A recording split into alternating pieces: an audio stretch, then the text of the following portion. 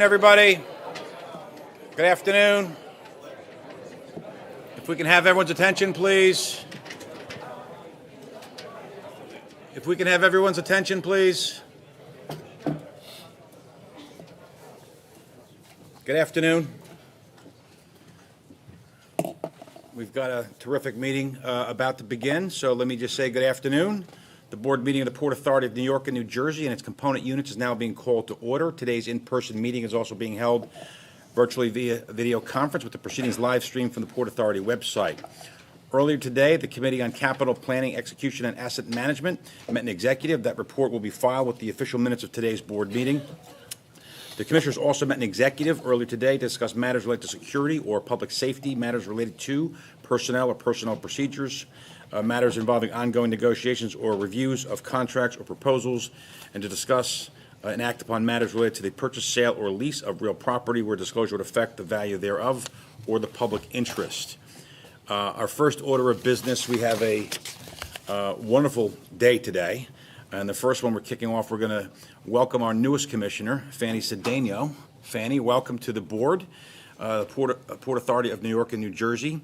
We are now going to commence an official swearing in, as is our tradition. We begin the ceremony hearing from our Port Authority Police Department, the Honorary Guard, and the Pipers, and the National Anthem.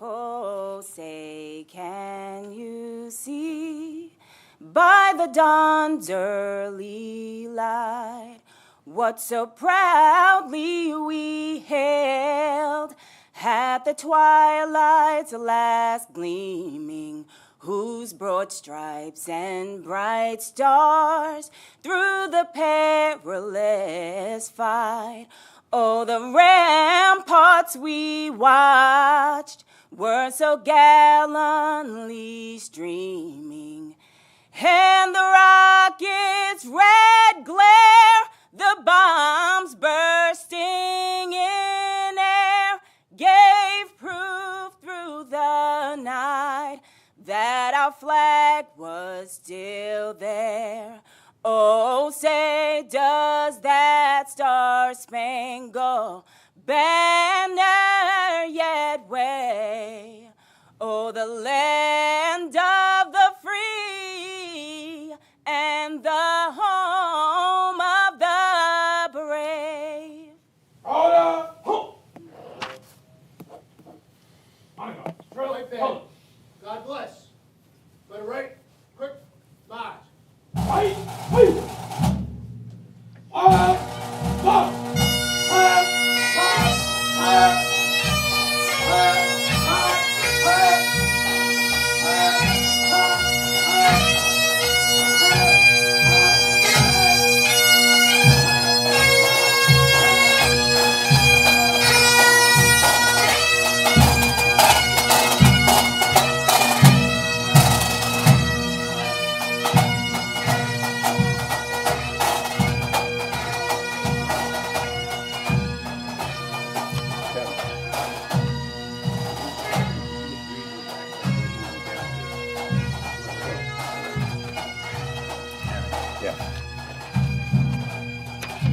You need your microphone. All righty, please sit. Thank you. At this time, we ask the new commissioner, Fanny Cedeno, to join the vice chair and myself down for swearing in, and we ask the Commissioner McCabe to read the background. Certainly. Nominated to the Board of Commissioners by Governor Phil Murphy and joined the board on December 22nd, 2025. Began her public service career by volunteering with a nonprofit organization dedicated to immigration assistance. She currently manages constituent relations for Union City Mayor's office. She was appointed to the Hudson County Board of County Commissioners in January 2020 to represent District 6 and is now serving her second term. Commissioner Cedeno serves as chair of the County Government Oversight and Policy Review Committee and contributes to several other committees, including Senior Citizens, Task Force on Homelessness, Economic Development and Housing, and Women and Minority Affairs. Additionally, she serves as a representative of the Hudson County Open Space Advisory Board. She is a graduate of Seton Hall University with a Bachelor of Arts in Political Science. Congratulations. Thank you. Please raise your right hand, left hand on the Bible, and state your name. I, Fanny Cedeno, Do solemnly swear do solemnly swear that I will support the Constitution that I will support the Constitution of the United States of the United States and the Constitution and the Constitution of the State of New Jersey, of the State of New Jersey, and I will bear and I will bear true faith true faith and allegiance and allegiance to the same to the same and to the governments and to the government established in the United States in the United States and in this state. and in this state, and under the authority of the people, and under the authority of the people, that I will faithfully, that I will faithfully, impartially, impartially, and justly and justly perform all the duties of the office perform all the duties of the office of the Commissioner of the Port Authority of New York and New Jersey, of the Commissioner of the Port Authority of New York and New Jersey, according to the best of my ability. according to the best of my ability. So help me God. So help me God. Congratulations. Thank you so much.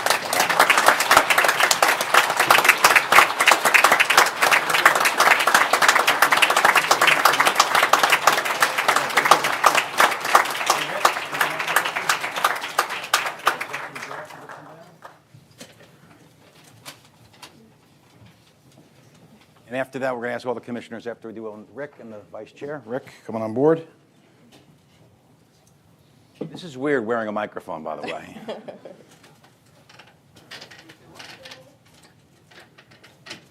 Can we have all the commissioners come join us, please? Jeff, can you put that there? Thanks. Good, right?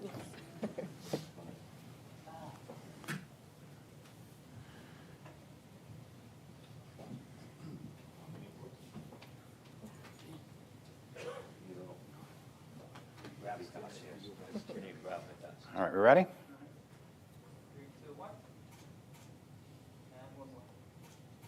Thank you. Welcome the newest commissioner, Fanny Cedeno. Yeah.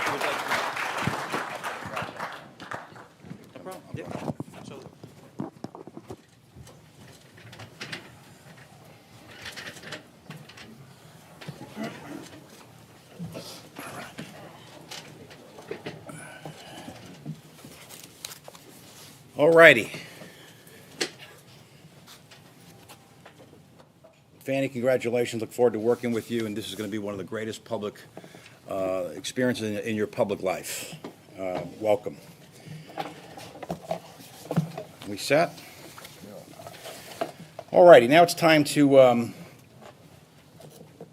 take a moment to recognize the most impactful individual that the Port Authority has seen in its 105 years of existence. Now is the time that we're going to recognize, which we've started to do. I think this is our 6th time we're doing this, but this is time to recognize. This time we really mean it. Yeah. Somebody who has been more than a partner. He's been a leader. He's been the individual who has brought such clarity, such a vision. When this place really needed it, back in 2017, the governors knew what they were doing when they tapped on Rick Cotton's shoulder and said, we ask you to stand and do something very special. And the last 8.5 years in some ways went very fast, Rick. And in some ways it feels like we've known each other for a long time. So we're going to have a few tributes to Rick, and Rick is very uncomfortable with tributes, and I'm sure his family can relate to this. But we are forcing those tributes onto him. And Rick said to me last week, and he said to me today, it's not about me, it's about the employees. And Rick has always said that.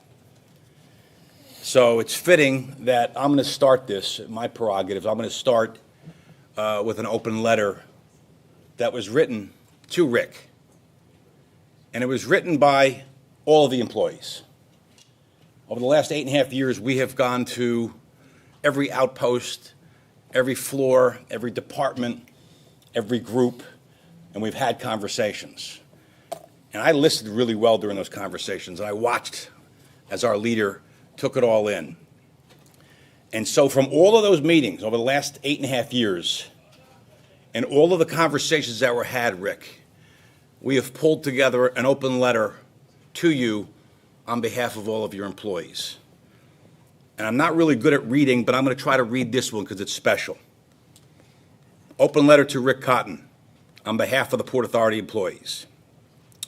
Dear Rick, there are moments in life of a public agency when the work becomes more than the projects, more than budgets, more than the daily rhythm of operations. Moments when the mission feels personal, when the people who lead us remind us why we chose public service in the first place. For the employees of the Port Authority of New York and New Jersey, the distinguished tenure of Rick Cotton has been one of those moments.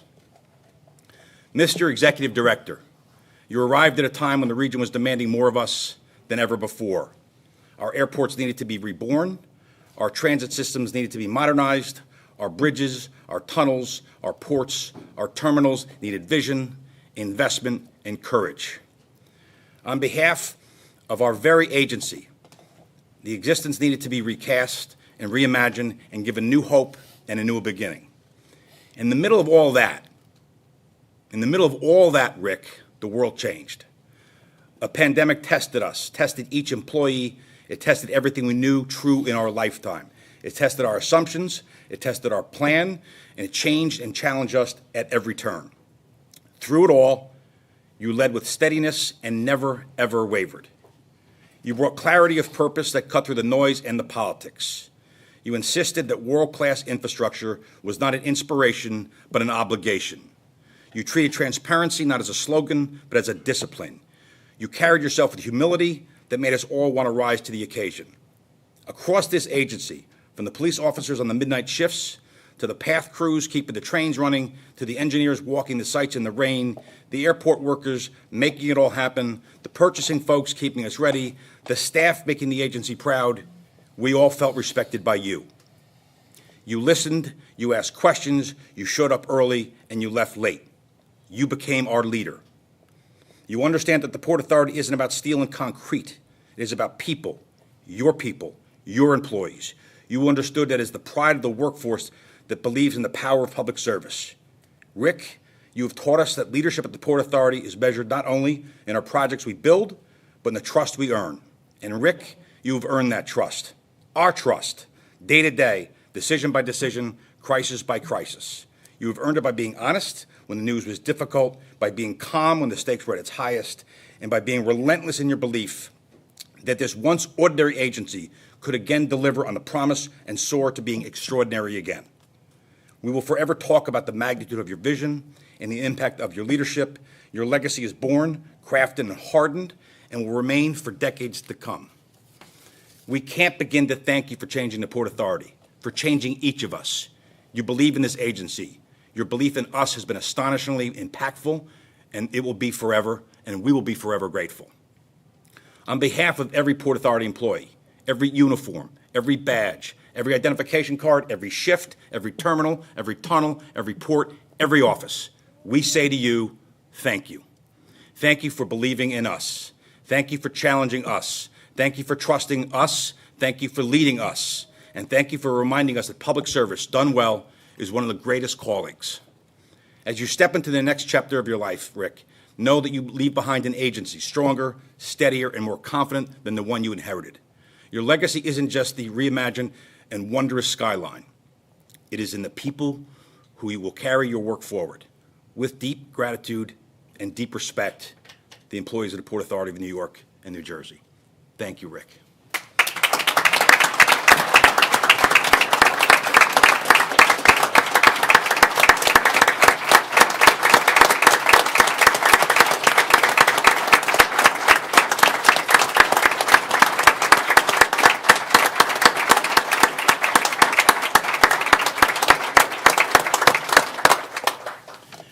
So now at this time, it gets to be like fun time. So, Vice Chair, if you can join me, and we're going to have the commissioners join us, because we have some token gifts to give you, Rick. None of which he's going to be happy with. Betsy, did you bring your truck here to take it home? So, Rick, if you can join us, and we have the commissioners join us, I'm feeling like Monty Hall for a minute.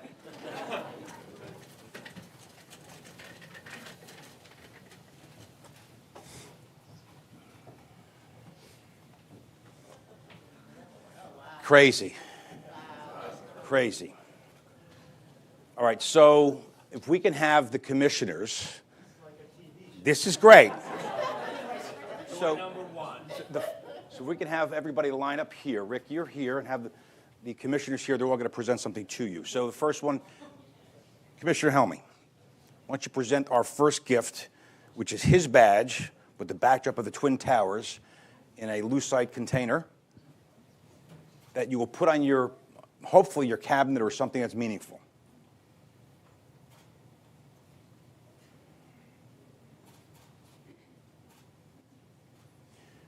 Now, Chairman, if I may. yes. I would say I've had the pleasure of knowing Rick since I was a young man working for Senator Booker, and there has been no greater public servant that I've known in many levels, different disciplines, taking on the most challenging infrastructure and policy projects that this region, this state, and this country has seen.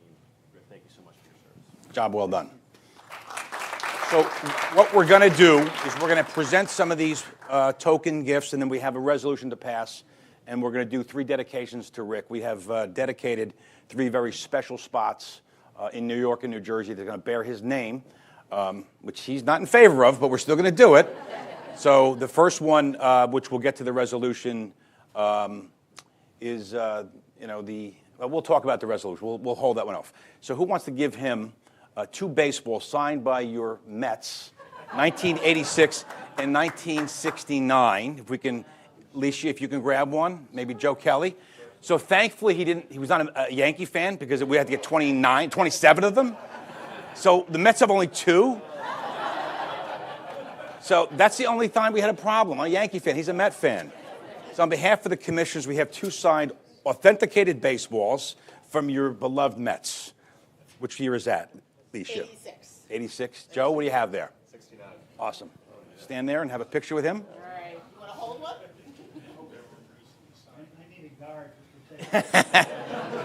Commissioner Bolwich? Commissioner Bolwich? You want to present this to after he's done?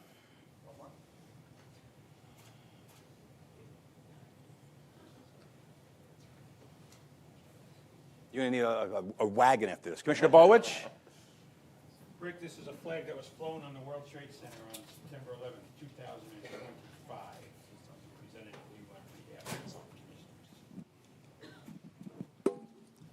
commissioners. Do a group shot of all of it at the end. Gary?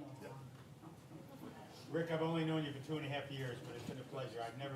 I've met a lot of people. Port Authority flag. I've never met a man more focused. Commissioner LaBarbera, what do you have? We have, for Rick, a Port Authority flag. And I too would like to make a brief comment. I want to say that my experience since 2017 here, really beginning of your tenure at Port Authority, as a commissioner, I have to You're going to have to that read that because I can't. knowing you, watching you, working with you, it has not only been an outstanding result for the Port Authority, but I will say this, for me personally, knowing Rick and working with Rick, I personally feel that I've grown, and I appreciate everything that you've done. I appreciate your leadership and your mentorship, and you're just an outstanding individual, and I'm so proud to have the opportunity to have worked with you all these years. Thank you. Job well done. One quick photo.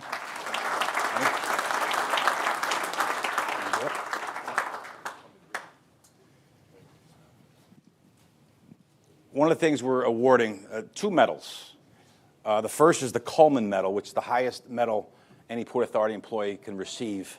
And so the vice chair is going to read the resolution or paraphrase the resolution, whatever you're liking, and then we're going to pass a resolution, and that is the medal you'll be awarded, Rick. Vice Chair? It's a very good-looking medal.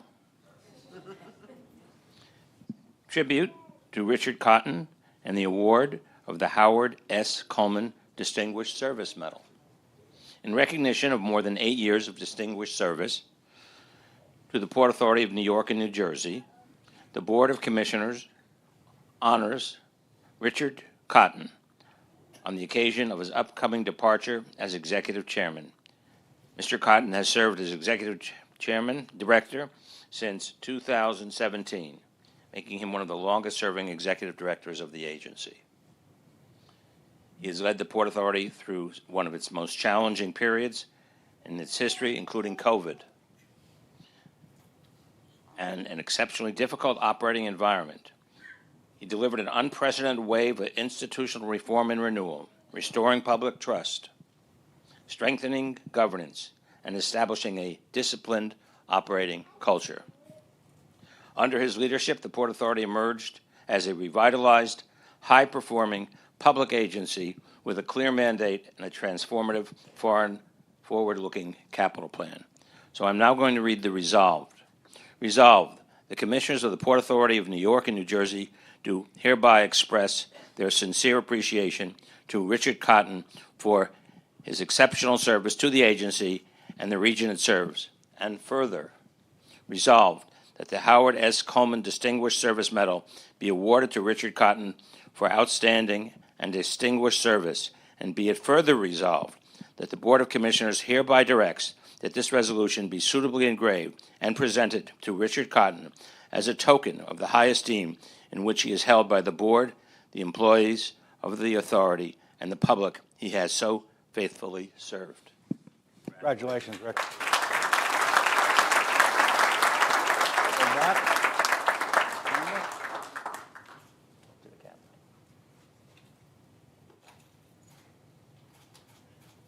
Awesome.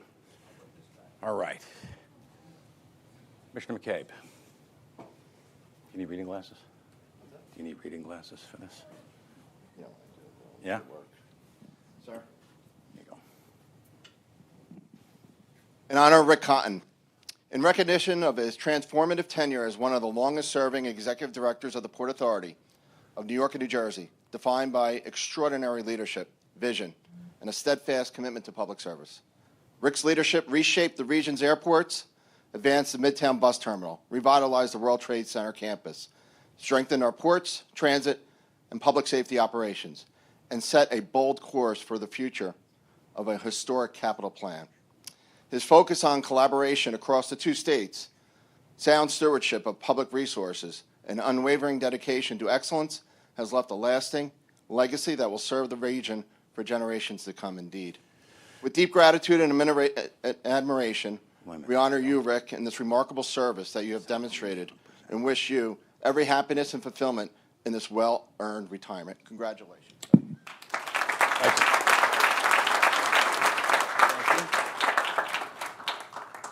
Winston. Hope you don't need readers. So we're really just reading the, we're dedicating 3 pieces of.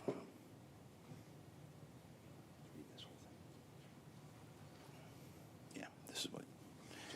Yeah. So we'll save the resolution, the longer form, when we're sitting, but there are, this resolution basically contains 3 dedicated moments and pieces of property that are in New York and New Jersey that are going to forever have. But who's Richard, by the way? I know Rick. What is this? You threw me off with that. That's going to say Rick Cotton. So Winston, can you come elaborate and give us an inside peek as to what those 3 pieces of property memorializing this man's service? Yeah, happy to. Thank you. Now, therefore, be it resolved that the Commissioners of the Port Authority of New York and New Jersey do hereby name the atrium at LaGuardia Airport the Richard Cotton Atrium. And be it further.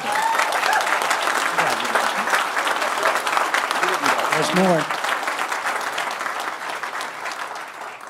Resolved that the Commissioners of the Port Authority of New York and New Jersey do hereby name the Ground Transportation Center at the John F. Kennedy International Airport the Richard Cotton Ground Transportation Center.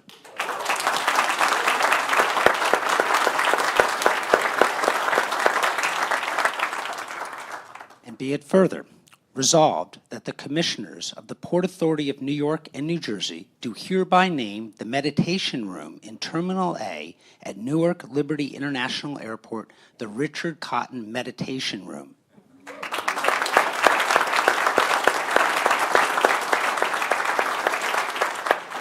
And be it further resolved that the Chief Operating Officer be and hereby is authorized for and on behalf of the Port Authority to make all arrangements necessary to formally rename the aforementioned airport facilities with the signage attesting thereto suitable displayed, and it is further resolved that the Chief Operating Officer be and hereby is authorized for and on behalf of the Port Authority to make all arrangements necessary for a fitting public ceremony within 6 months of this date to unveil the renamed facilities. Congratulations. Fanny? I would just Rick, I've had the pleasure for the last 2 years of working with you. You have a quiet strength, and you are a model for what civic service should look like in leadership. It has been an honor to work with you. You will be missed. Thank you. Now, when I go meditate, the first person I think of.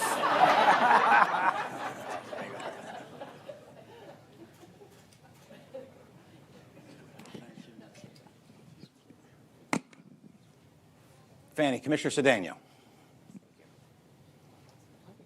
Yes. Rick, we're presenting this to you, presented by the Port Authority's Board of Commissioners in honor of Rick Cotton for his outstanding leadership and dedicated service as Executive Director, February 2026. Congratulations.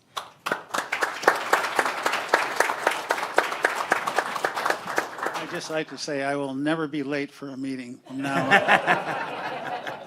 Rick, I'd just like to say that you and I go way back to 9:30 this morning. But I've heard amazing things about you, and I just want to thank you for your leadership and just best of luck in your retirement. Great. Fanny, take a picture.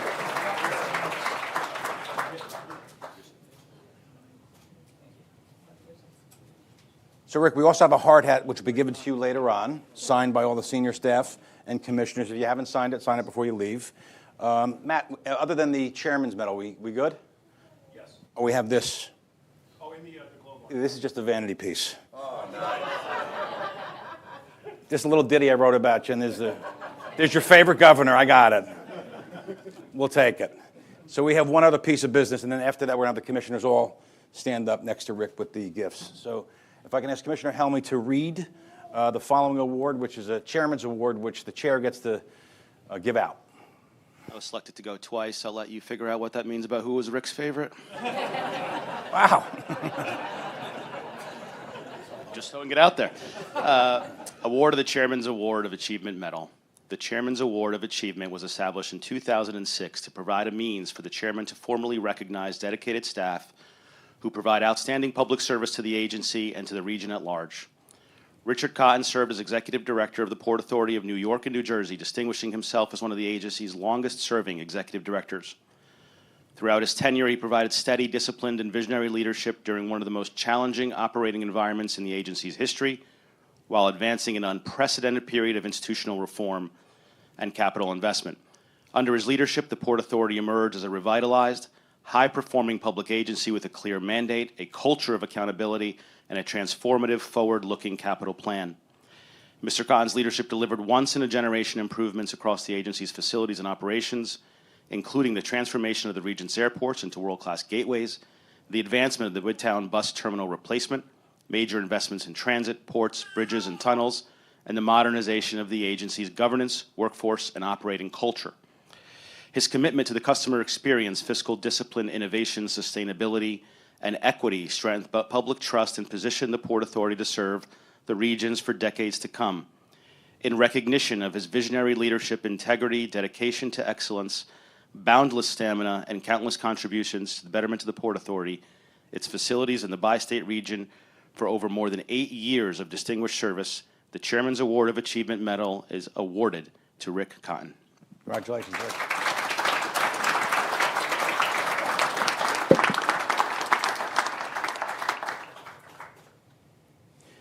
All righty, now I get the riff for a minute before we all do our photographs.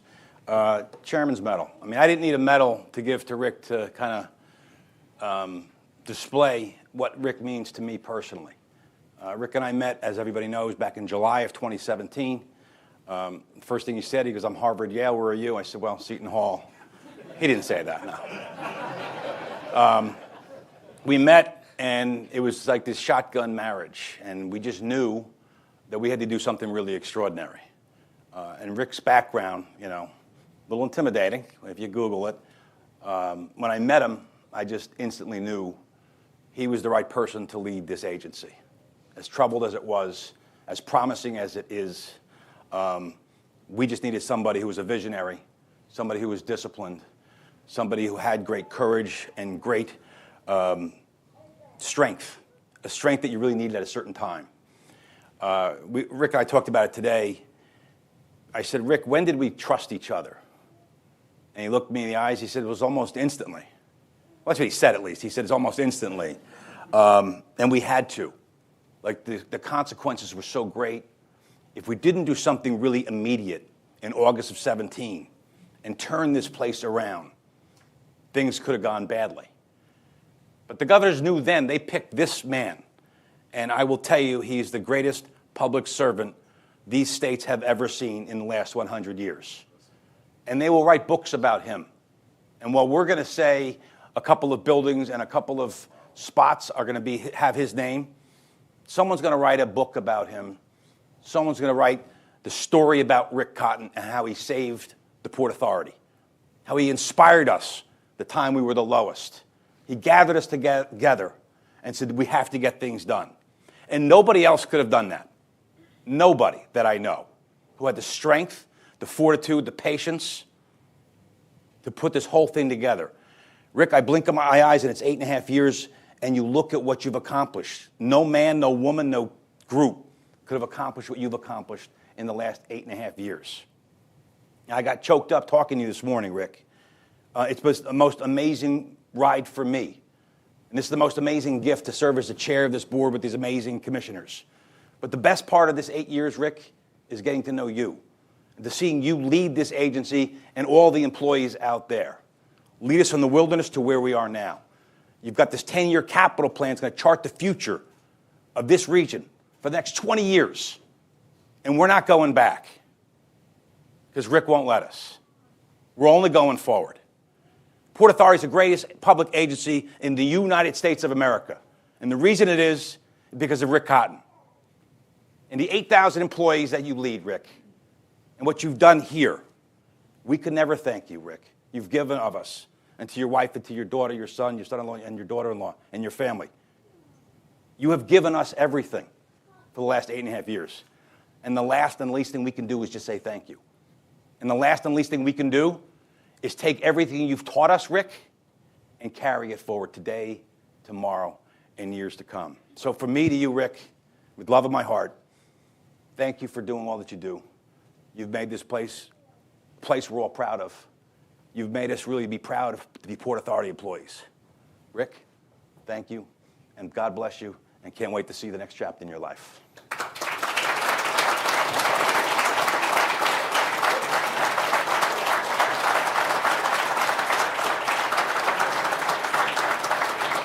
So if we can ask all the commissioners to pick up some of their hardware, we're going to surround Rick for one more picture.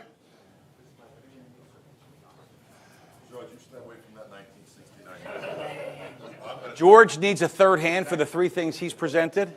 Go ahead, I'll just go in here. Put this somewhere here. If we can, somebody. Yeah, put it in front. Right.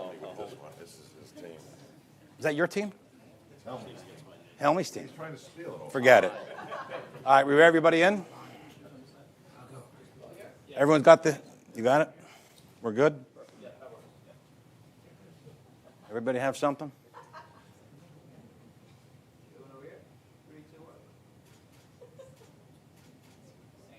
Right, thank you. We had the flag, too.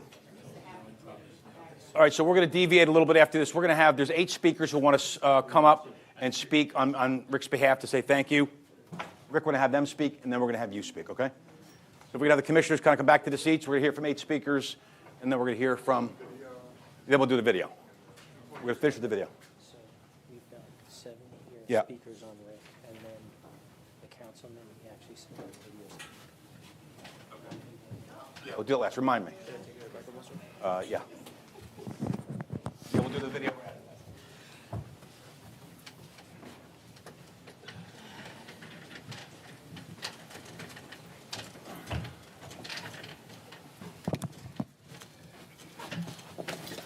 All right, the first speaker wants to speak on Rick's behalf. Is Brad here? Yeah, Dave's is. I saw him. Right there. Hey, how we doing, Brad? Holman Siegel, come on down. Thank you. What do you got there? Well, thank you for asking. I'm Brad Hoylman Siegel, 29th Manhattan Borough President. What an honor to be here. Thank you, Chair and Commissioners. I'm here with a proclamation from the 1.6 million residents of Manhattan to credit Rick Cotton for his years of service, not just to the Port Authority, but such a lengthy career in public service, which frankly is a role model for all of us who serve. And if I could just read, Mr. Chair, a few portions briefly. Please. This is the Wizard of Oz part that the Borough President gets to perform. Whereas we are proud to acknowledge those organizations and individuals that are committed to improving our city and enriching the community, and whereas Rick Cotton has served as Executive Director of the Port Authority of New York and New Jersey since August 2017, providing visionary leadership in addressing the region's most complex and longstanding infrastructure challenges, whereas under his stewardship, the Port Authority has embarked upon a historic transformation of the region's transportation network, including the comprehensive redevelopment of its 3 major airports and the full reconstruction of the Midtown bus terminal, creating world-class facilities for the 21st century. And whereas during his tenure, the Port Authority has advanced critical priorities in sustainability, diversity, equity and inclusion, and innovation, establishing new standards for the public infrastructure agency and nationwide. And prior to his service to the Port Authority, Rick held senior leadership positions in New York State government, overseeing landmark projects such as LaGuardia and JFK airports, Moynihan Train Hall, the new Tappan Zee Bridge, the Javits Center expansion, and the 2nd Avenue subway. And whereas Rick's distinguished career includes decades of executive leadership elsewhere, including at NBC Universal, senior service in the federal government, including a clerkship with the Supreme Court, which I did not get, and a lifetime commitment to public service informed by academic excellence and service at the highest levels of the judiciary. Now, therefore, I, Brad Hoylman Siegel, Manhattan Borough President, do hereby commend Rick Cotton for his contributions to the city and Manhattanites and proclaim today, Thursday, February 5th, 2026, as Rick Cotton Appreciation Day in the Borough of Manhattan. Just a final note. I greatly admire your successor, and I hope she takes a page out of your book, which is working with the local community. Your leadership on the Port Authority bus terminal involved not just speaking to elected officials, but members of our community, including representatives of Community Board 2, and I thank you heartily for that. Thank you. Thank you very much.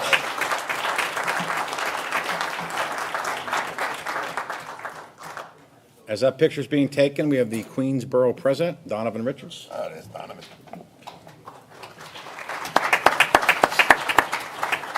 All righty. Rick, I never thought we would actually see this day, Rick.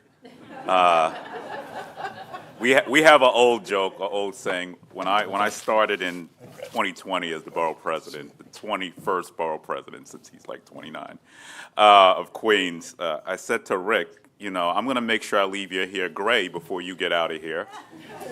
And then he left me with no hair at the end of the term. But truly, Rick, you are, and there's an old saying that vision is the art of seeing what's impossible to others. And you've been a true visionary every step of the way. I've enjoyed working with you on several projects, including LaGuardia Airport, which has gone from the worst to the first in the country. And now as the co-chair, along with Congressmember Gregory Meeks, the implementation of our $20 billion redevelopment of JFK is nothing but transformational. Behind all of the brick and mortar, it's really your contribution to the community, as my colleague said, Brad Hoylman Seaman has said. You know, the investment in the community.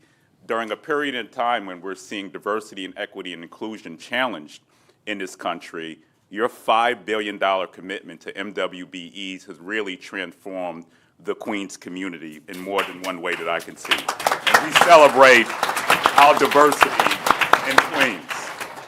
And then I know Gary can attest to this as well. The workers, the investment in the workers, over 10,000 jobs at JFK Airport, 6,000 of those union, and you look at LaGuardia, and I remember coming in during the height of the pandemic, December 2020, and Queens' unemployment rate hovering around 26%, and we're now down to 5.2%. Right. And those numbers will only continue to decrease on the unemployment side because of the contributions that you've made to our county. So our airports are certainly the gateway into New York City, and I like to say Queens, you can't come to New York City without coming through Queens. That's right. The only project that I'm upset that Rick didn't finish is the Van Wyck Expressway. That's the only thing he couldn't get done. But I see Catherine Garcia here. Catherine, no pressure. We're ready to get this done. With that being said, it's an honor to call you a friend, not only a friend, but a mentor. It's really been you. I think if we had to define what public partnership, private partnership looks like your face is like right there. And on behalf of all 2.4 million residents and growing of Queens, sorry, Manhattan. Manhattan is the outer borough now. Yeah, come gamble in Queens too soon. With that being said, on behalf of all 2.4 million residents of Queens, the best borough, the world's borough, I'm sorry, this is just a small token of appreciation to salute you on this day, on your retirement, and thank you to your family, your beautiful wife. I know that we hung out the other night, and of course to the rest of your family. I just want to say thank you for your sacrifices, and thank you for being a true public servant. God bless you. God bless you.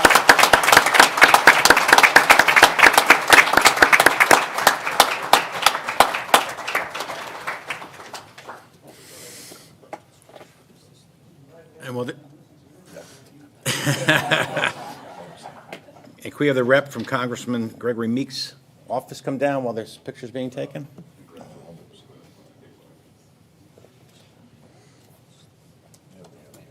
Nathaniel?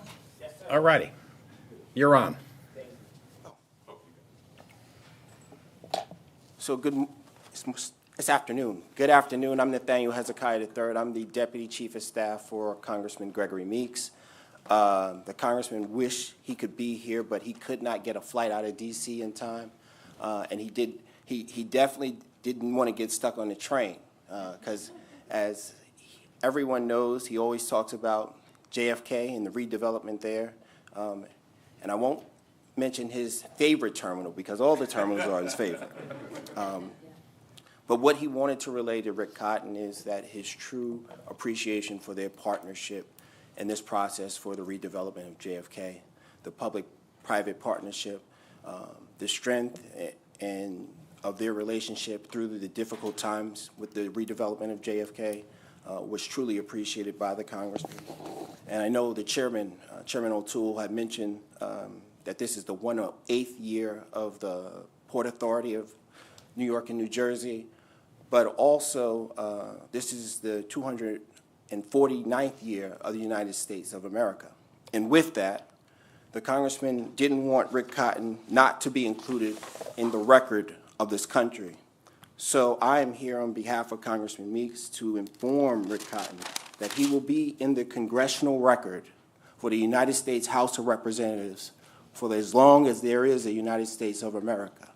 And I won't read the entire thing, just in the interest of time, but I want to make sure that Rick has a copy that he can take home and put on the mantle for him and his family to enjoy. And so when the books are written about Rick Cotton, they're going to need good source material, and it will be in the record of the United States House of Representatives.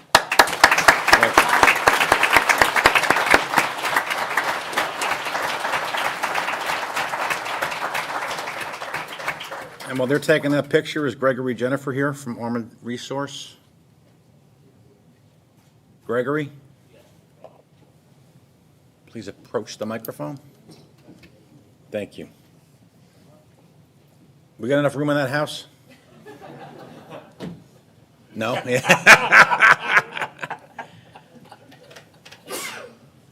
All right, Gregory, and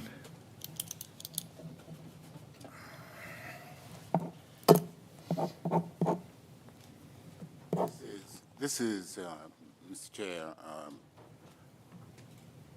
this is on behalf of vendor voices and behalf of all of the small businesses in the states of New York and New Jersey that Rick Cotton helped us attain opportunities. I'm going to turn it over to the chair. I know we're not supposed to share, but each of us have a brief statement. no, we like sharing. We're good with that. Okay. All right. All right, I'll share. Go ahead. Good afternoon to distinguished members of the Board of Directors, staff, and guests. Approximately 3.5 years ago, I had the good fortune of meeting Mr. Rick Cotton for the first time. I had recently written a letter on behalf of several small businesses requesting an opportunity to discuss concerns with the Port Authority Small Business Program. About a week later, much to my surprise, I received a call directly from Mr. Cotton, inviting me to meet with him and members of his senior leadership team. Quite honestly, I was shocked. I never expected to hear from Mr. Cotton personally. I assumed, as many of us, that the matter would be delegated to someone else instead of Mr. Cotton. Not only did he make time to listen, but following that meeting, he convened a committee made up of department directors to examine our concerns and, where appropriate, work towards real solutions. What made this effort truly meaningful was Mr. Cotton's personal involvement. He chaired the committee himself, and more importantly, set the tone for how seriously the Port Authority would engage with small business community. His commitment was not symbolic, it was consistent, hands-on, sustained over the years, as a result of many long-standing barriers that were able to be eliminated or reduced by the staff. This leadership style comes as no surprise, given Mr. Cotton's remarkable career, from serving as New York State Czar on infrastructure to overseeing the transformative projects such as the airport redevelopment, Moynihan Train Hall, and the planning of the new Midtown bus terminal. Mr. Cotton has always understood that infrastructure is ultimately about people and opportunity. Under his leadership, the Port Authority modernized the facilities, embraced climate responsibility by adopting the Paris Accord, and moved towards it with a clear vision for the future, all while maintaining a strong sense of public service. Today, I am proud to say that I just don't consider Rick a respected leader. I consider him a friend. While I am saddened to see you leave the Port Authority, Rick, I am also truly happy for you and wish you all the best in your well-deserved retirement. You should be immensely proud of the many accomplishments of your professional life and the legacy you leave behind as the longest-serving leader of the agency since 1940s.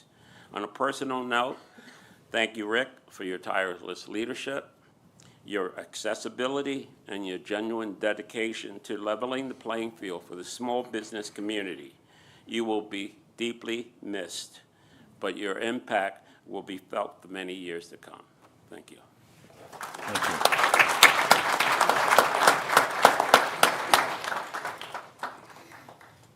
Want to thank you, Rick, and I want to thank his family for sharing Rick with me and others.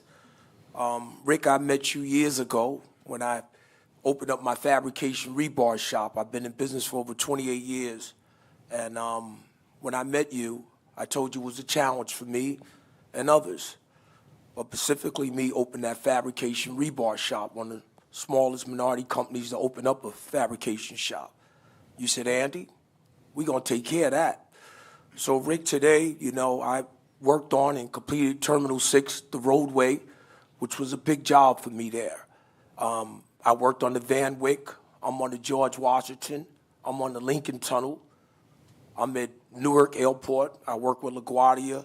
And I was able, out of my Brother's Keeper program that I started since 1997, I got those young men and young women coming home from jail also working with me. So you are truly a game changer, Rick. I thank you, I appreciate you, and you cannot be forgotten. Thank you.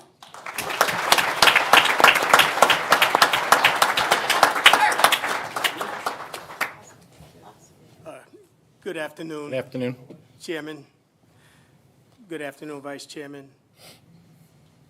Commissioner Eve, if it wasn't for your father many years ago, I wouldn't have been able to help so many people. So I'm just happy to see you fulfilling the legacy of your family.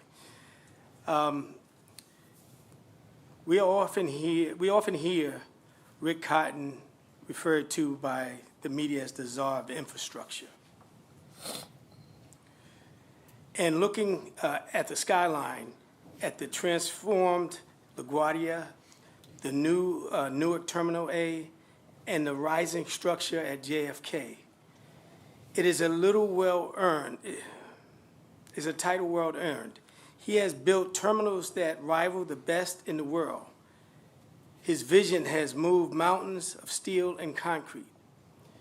But I am not here today to talk about terminals. I am not here to talk about concrete and steel.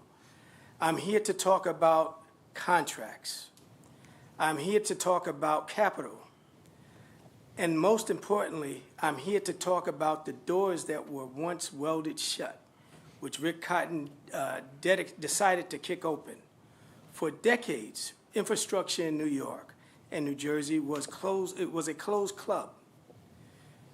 The biggest projects went to the biggest players, and small businesses were left fighting for scraps at the table, if we were even invited to the table at all. We were told the projects were too complex, too fast-paced, or that the capacity to participate just wasn't there. When Rick took the helm in 2017, he didn't just accept that excuse, he demolished it. He understood a fundamental truth that civil rights advocates have preached for generations. Economic justice is civil rights. You cannot have a fair society if the people building it are excluded from the prosperity they create. Rick didn't just set goals that could be ignored. He set mandates and created a culture of we can do it. He didn't just ask for good faith efforts. He demanded results. Look at the numbers. They aren't just statistics. They are payrolls met, families supported, and wealth generated in the small business communities. At LaGuardia and JFK under his watch, billions in contracts went to small businesses, billions. That is a historic transfer of wealth and difference in so many families. These weren't just subcontracts for cleaning windows and bathrooms. These are contracts for steel, for electrical systems, for construction management, and so many more trades and professions. He normalized the idea that a small firm could be a prime and be a meaningful partner on a multi-billion-dollar mega project. Rick, you proved that equity and excellence are not enemies. Amen.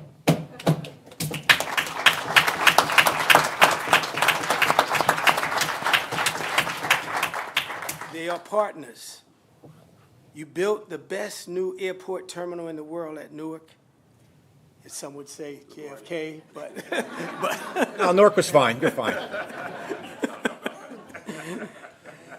And you did it while ensuring that workforce looked like the community it sits in. As you step down after 8.5 years, the longest tenure since the 1940s, you leave behind more than just glass and steel. You leave behind a new standard. You have proven that the Port Authority of New York and New Jersey can be an engine for both social and economic mobility. You have denied every future executive director the excuse that it can't be done. Why? Because you did it. So on behalf of the vendor voices, those small businesses, owners who finally got their shot, and these gentlemen standing beside me, they got their shot, and they're doing the job, not just a handout. Who scaled up because you believed in them, and the communities, they finally saw a return on their investment. Thank you. You didn't just build airports, you built a bridge to the middle class for thousands of families. Enjoy your retirement. You have certainly earned it, Rick. Thank you. Yeah.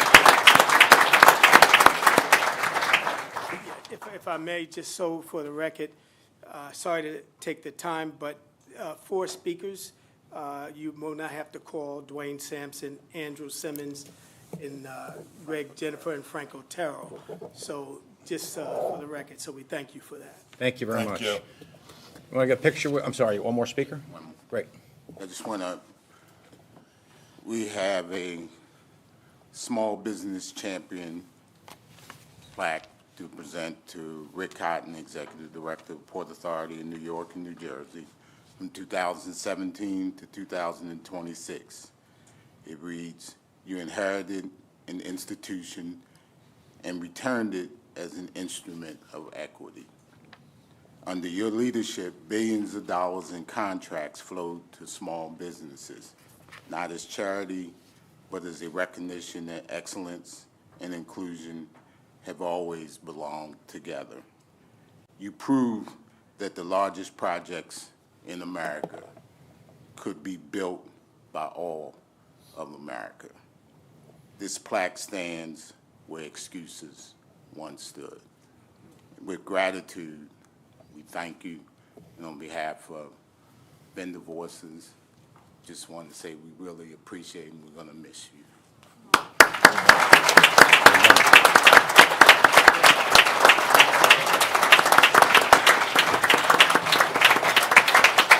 One video. What's that? We're doing one video. Yeah.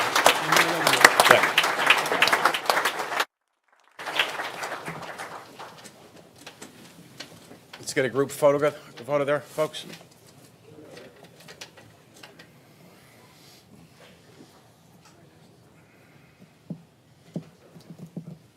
James Allen, who's going to carry this stuff out? We need 2 wagons now.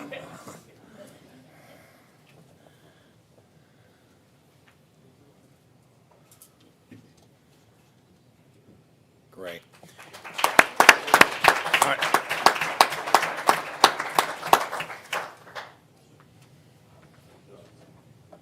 Thank you, gentlemen. We have one video from Chanel Thomas Henry, and that's the last statement we have for Rick, and then we're going to have 2 other presentations, and then we'll go to the video, and then we're going to hear from the honored guest. Hi, I'm Councilmember Chanel Thomas Henry, representing the 21st Council District in Queens, New York.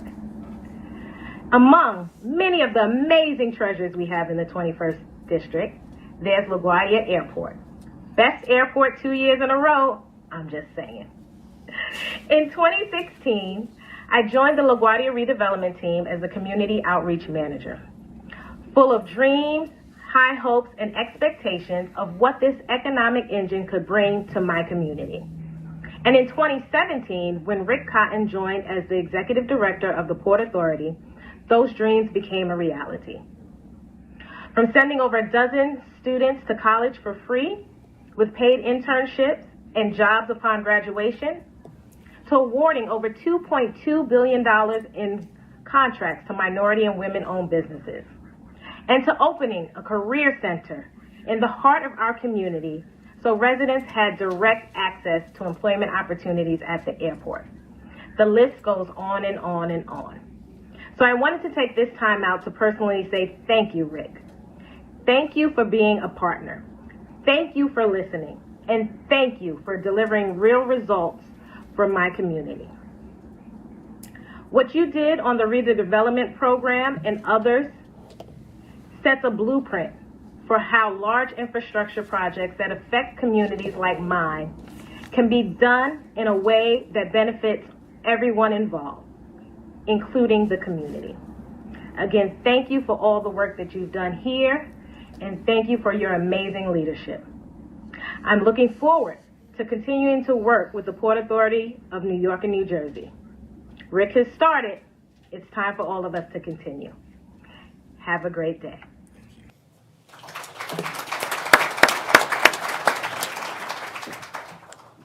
We're halfway there. That's just the way it is. Jim Heitman, Chief Operating Officer. Kirsten Hernandez, you have 2 presentations. Jim? Thank you, Mr. Chairman. Good afternoon, Commissioners. My name is Kirsten Hernandez. I've worked for Rick for the past 4.5 years in the Executive Director's Office. I'm here this afternoon with a small sampling of senior staff, Libby McCarthy, Derek Utter, Hirsch Parak, and Lisa Dewey Mattia, to present a gift on behalf of Port Authority senior staff and the departments they lead. Rick, over the past 2 months, we've been trying to find a way to capture what these last 8.5 years have looked like, the broad agenda that you've pursued, and the impact that you've had on the agency. We poured back through the archives over the years of groundbreakings, of ribbon cuttings, of facility tours, community events, and employee celebrations to ultimately gather these photos in one place where you can reminisce on your years with the agency. We also collected testimonies, stories, and quotes from your senior staff, the little memories that tell the story of what you have meant to this place. We're proud today to present you with this commemorative book titled Rick Cotton, A Legacy of Leadership, as a token of our appreciation of your service and to wish you well in your retirement. Rick, on behalf of everyone at the Port Authority, both current and retired, who contributed to this book, it's been an honor to be a small part of your impact on the organization and the region at large. We hope that this book is a reminder of what you've accomplished, of your very favorite things across the facilities, namely the LaGuardia Terminal B water feature, and most importantly, of the profound impression that you've made on the workforce. Thank you.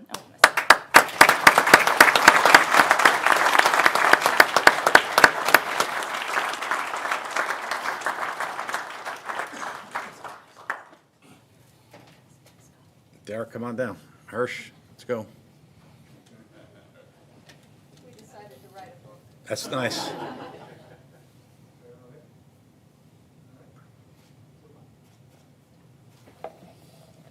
Jim Heitman. Good afternoon. I don't know how I wound up going last here, but at least I'm going before Mr. Cotton. So, in the spirit of, what Rick has meant to the agency, we couldn't let each of the line departments and other staff departments bring up all the gifts, or else you'd need a U-Haul, not just the 2 wagons. But what we did do is try to put together a plaque for Rick that really is a piece of this, and I'm going to ask Vice Chair Linford, because this is really from the Port Authority staff and the Port Authority board. Rick opens every one of these meetings thanking the 8,000 employees. Whenever you're in a public space with either the chairman or Rick, they're always quick to say, couldn't do it without the other. So one thing that we're going to do a little bit of a surprise here, we not only have a gift for Rick, parting, but we also have a gift for Chairman Kevin J. O'Toole. Oh, wait a minute. The Daily News is wrong. I'm not leaving. So when I told Peter we were going to do this, he's like, you can't make it seem that he's leaving. So this is your staying award, and that's his. Nice tightrope, Jim. So, it kind of captures the partnership bromance between the two, and I'll go through it a little bit about that. So, I'll just tell you what's on there because you can't see it, but we'll ask you to come up, and I'll ask Vice Chair Linford to look at read what we put on the plaque. But what we did is we took a piece of container from the container ships. People don't understand or always know that container cargo was created in the port, in our ports. So we have one piece of metal with a ship and a crane to represent the ports. Just similar to represent tunnels, bridges, and terminals, we have a slice of the cable from the suspension cable for George Washington Bridge, just as a reminder of all of the great things that the two of you have done. That is safe. It's safe.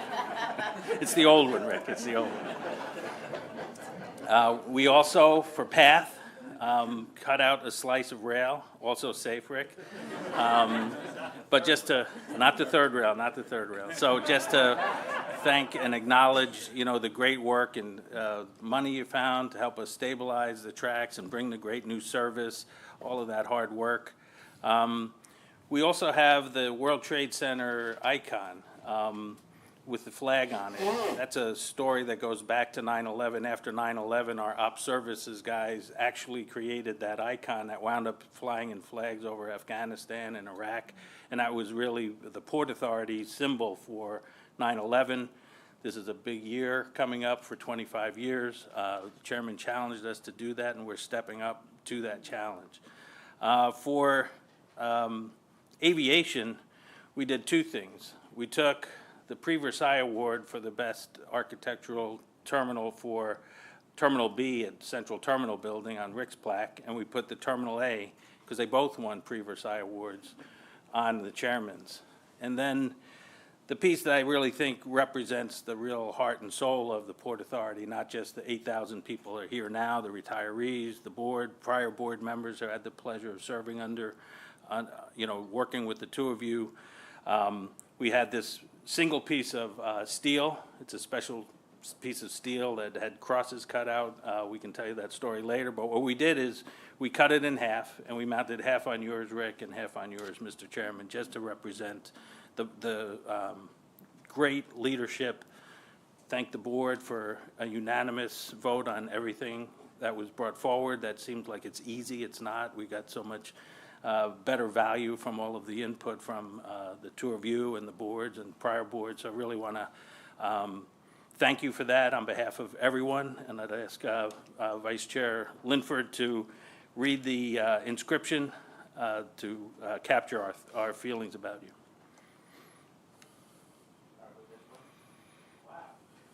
They're the same. Let me do that. I'm getting one for staying? You've committed to stay for I'm staying. 5 years. The Port Authority of New York and New Jersey, Executive Director Rick Cotton, Chairman of the Board Kevin J. O'Toole, a historic partnership yielding historic results for the region. Heartfelt thanks from the PA staff and the Board of Commissioners this February 5th, 2026.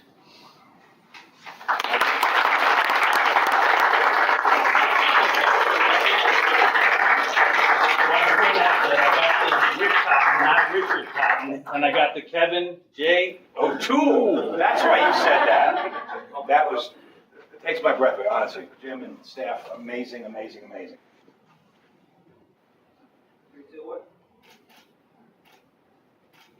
Thank you.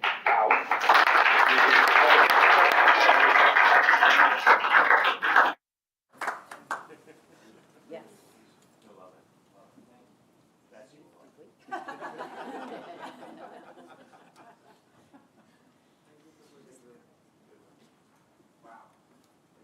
Did you know that, Gary? It was in the works? I know nothing. Oh, okay, that's a yes. So we have, before we hear from the honored guest, we have a special video that senior staff has been working on. It's a few minutes. I think it's like 12 or 13 minutes, but it is worth every minute. It captures as best as humanly possible and pictures the story of Rick.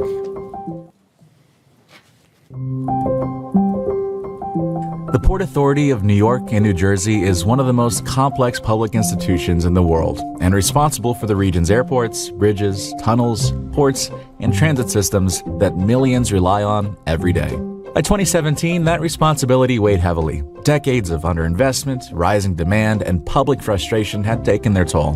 The challenges were visible, the scrutiny was intense, and the work ahead left little room for missteps. Rick Cotton became executive director of the Port Authority in August of 2017, at a moment that demanded steady leadership and clear direction. Working with Chairman Kevin O'Toole, Vice Chairman Jeff Linford, and the Board of Commissioners, agency leadership, and a workforce of extraordinary skill and dedication, the focus was on restoring confidence, both internally and externally, and on delivering for the region. What the moment required was credibility, competence, and calm. The ability to operate across New York and New Jersey, across federal, state, and local government, and across disciplines as varied as engineering, finance, law, construction, and technology. Rick brought those qualities to the role and helped guide the Port Authority through one of the most consequential chapters in its history. This is not some magic trick where our airports went from worst to best with the tap of a wand. But it is an extraordinary story, a story of opportunity, high ambition, and ultimately of an institution. And we had a meeting, we said, what do you want to do? We're going to get along. We're going to build things. We're going to absolutely have the past of the Port Authority be the past, the future is the future. We're going to do it. I will tell you that Rick Cotton is the most unbelievable, the most responsible, the most driven, the most committed, the most ethical, transparent executive director, public servant I've ever worked with in 40 years. He is the reason we have all this. He is the leader of the Port Authority. I ask you to welcome our leader, our visionary, Rick Cotton. Kevin and I formed a true and uniquely fruitful partnership that focused on getting things done in the service of our region and based on the priorities of our region. None of the successes we've had over the last 8 years would have happened without that partnership. And what that really means is setting the conditions between the two states to ensure that everybody wins. And that has not been the history of the Port Authority, at least in recent memory. Over the years that followed, including an unprecedented global pandemic, the Port Authority undertook one of the most ambitious periods of rebuilding in our history. Tens of billions of dollars invested in the airports, long delayed projects moving forward, expectations about what could be delivered permanently raised. Rick didn't approach the Port Authority as a collection of assets. He approached it as a set of experiences, lived every day by millions of people. Many of his friends and colleagues will talk about his determination, his work ethic, his attention to detail, his intensive management of third-party contractors, consultants, business partners. But for me, what that really is a concrete example of is Rick's commitment to collaboration, to partnership, and to approaching the leadership of a bi-state agency on a regional basis, something that is no easy feat. Best in class has been Rick Cotton's guiding principle, one he has consistently carried throughout his tenure at the Port Authority. Systematically through the customer experience quarterly forums, bringing everyone together, focusing on key performance metrics, focusing on the metrics that are important to customers, like ASQ, and looking at customer experience, wait times, and all of those issues, and holding ourselves accountable, because that was actually the key issue with a lot of our partners. We are now moving in a direction that not only focuses on the goods or the vehicles that we use to move the region, but really the people and their experience during the move. That mindset showed up in places most people would overlook, but customers never forget. When I arrived back here at the Trade Center, Rick was deep into customer experience, but I didn't know how deep until we started talking toilets. Seeing a non-working elevator or a dirty bathroom drives me crazy. So when we first started taking some of that data, we were at about 57% satisfaction. And happy to say now today we're at minimum 90%. And that's our standard, 90 to 95%. We've renovated every single existing restroom, and all of the new restrooms conform to the new Port Authority standards. You know, they gave me the quick nickname of the Prince of Porcelain from all the work that Rick was having me do on restrooms. So Rick also recognized that in order to get big things done, you had to focus on all of the unglamorous aspects of running a 100-plus-year-old organization. He has an uncanny ability to isolate process pain points. He would relentlessly focus on improving these historically problematic areas, things like invoice processing or business certifications. And I think it was this foundational work, it was constantly happening in the background, that supported our agency's ability to move quickly on so many mega projects at once. His mastery of detail His ability to recall numbers, his ability to recall precedents, his knowledge of names of people, of partners, not only staff. He never asked you to do anything that he wasn't prepared to do. And so when someone shows up like that, then you want to do for them. You know, you want to accomplish the task. From my standpoint as a superintendent of police, his commitment to public safety has been paramount. The investment that the director has made, the support he has made, we are the largest we've ever been as a police agency, and nobody else does what we do. So I am eternally grateful for that. No matter what I call him on, no matter what time, day, night, or early morning, he's just on the game. He has the answer, he gives the very direct instructions about what his desires are, and then he always asks, because at the end of the thing is, Greg, do you need anything? His stamina for a day's worth of work is legendary. He doesn't stop at 12 hours. I don't think he stops at all. But I really wanted to get in at the early morning hours. So I asked him if he was open-minded to have rooster calls. And we all know when roosters get up. So not only was Rick open-minded about that, but there were spontaneous calls, which I received from Rick, asking whether it was too early for a rooster call. And just for the record, I think it was before the real roosters were up. Every little detail matters to him, and when you're going over, the board work, he makes sure that every word, every comma, everything has to be in order. He brings a sense of perfection without overdoing it to this place. He has really made us all better leaders, better employees, better colleagues, and he has just brought us to a different league. One of my first interactions with him, we were talking about a customer messaging project, and I had told him that we were modeling what we did after something someone else has done, and he said, "What made you think that repeating a bad idea is a good idea?" It was funny, but also really made me realize you don't just, blindly do things because they've been done in the past, but really think about why you're doing things and the impact you're having. Right, in terms of what my biggest takeaway is about Rick and his leadership, it would be his continuous focus on preparation, on delivery, accountability, and most importantly, on the customer.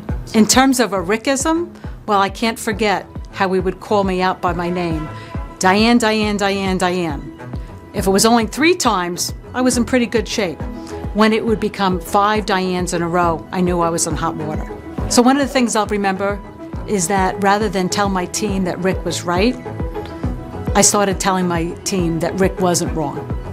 Rick has been enormously successful in being able to react quickly, thoughtfully, and with excellence to accommodate all the changes in the world. And he has been able to absorb everything from the Winter Storm Grayson through COVID, where of course he was our national poster child of the first victim, all the way through the current changes in the previous, but always there's been a relentless desire to get things done.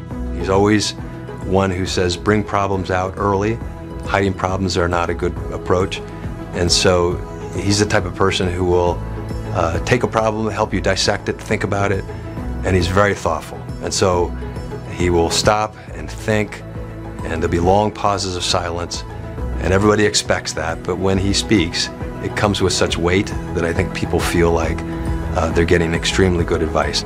Clearly, he's sui generis, which means he's unique, rara avis, which means he's a rare bird, and we are lucky to have him leading the flock. Customer first also meant paying attention to people who rarely get the microphone, but keep the system running. He made himself available to sit down with the drivers, to hear their grievances and concerns directly. And he didn't do it for a photo op, not for press, not because he had to. He did it just to listen, to really listen, with the intent of making things better for the drivers who serve our airports every day. And it felt like Rick really rooted for them with genuine respect and regard. Rick fundamentally understands that community engagement is not only the right thing to do, but it's critically important to advancing the agency's mission. Going out to talk to constituencies and communities can often elicit, let's just say, passionate opinions. Nowhere was this approach tested more than at the Midtown Bus Terminal, a project debated for decades and stalled at every level. We presented that to the community and it was a resounding over our dead body. We will fight this tooth and nail every step of the way because you are not righting the historic wrongs that were created by this facility when it was first built, and the wrongs that have been exacerbated as the bus traffic has increased, as commuting has increased. So what happened was we went out and we listened. We held hundreds of meetings with community stakeholders. We went from over our dead body to unanimous approval at the community board. So Rick has really taken the philosophy that no big project can get done without heavily involving the community. And I think that's been a sea change for how the Port Authority has worked in the past. And as a result, we've organized ourselves to work very collaboratively with the community to ensure that that everyone wins, that there are jobs, that there are investments in the community, that there are real sensitivities to getting business opportunities in the community, which are at the forefront of our thinking when we work on a very large project now. This is a public-private partnership. I'm here to tell you that we would not be where we are without the focus, without the determination, without the leadership, Rick Cotton. I feel like the LaGuardia Airport redevelopment was exemplary reflection of Rick's leadership and vision. His leadership led us through that program and developed a clear roadmap for how we redevelop airports in an operating environment. That roadmap was then taken and reflected at Newark and now at JFK and has been emulated actually across the country. I love to talk and think about all of the number of times that Rick would meet world-renowned architects, and they would come in and talk about the nuanced way that they brought in the state or the city into their design, and watch him stop them and tell them no one is going to understand anything of what you just said. There's no problem that's too small. When we had a columnist from the New York Times write about a very bad trip he had in Newark, he said, let's go for a ride. And we went back and retraced the walkway of the individual through the bathrooms, to the walkway, to the air train. And we said, we have to make it better.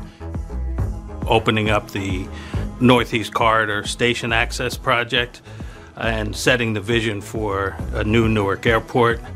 Rick set a new bar for customer service at the Port Authority. I can remember consistently meeting at the airport at 5:30 in the morning with Rick to do a walkthrough. And later, as the construction moved on, we would make sure that all the consistencies of the terminal was up to the standard that Rick was looking for.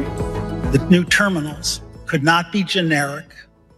They could not be charmless. They could be anywhere facilities. Each had to evoke a distinctly New York or New Jersey sense of place. That is why we commissioned professionally curated world-class public art installations. It is also why we curated local concessions, offering authentic and distinctive cuisine.